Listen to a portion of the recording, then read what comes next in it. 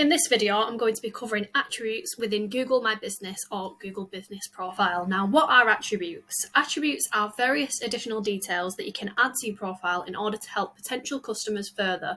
So, for example, add in whether you offer outdoor dining or free Wi-Fi.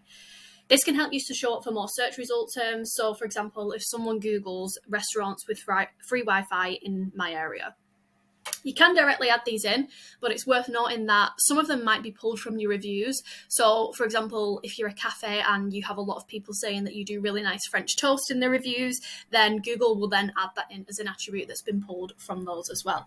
So how do you add them? Well, first of all, go into Google and make sure that you're logged into the email account that's connected to the business profile.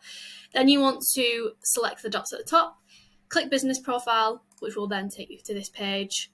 Then you want to scroll down and click this pencil icon here. So edit business information, then click more. So although it won't label them as attributes per se, it will have different categories that you can add into there. So you can add accessibility information, do you have a ramp, do you have a lift, etc.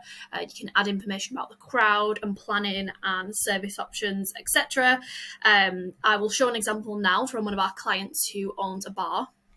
So as you can see here, they've added details in such as has wheelchair accessible seating, the sort of crowd that it's good for, in terms of, not necessarily good for kids because it's a bar, what sort of food it serves, what sort of alcohol, etc.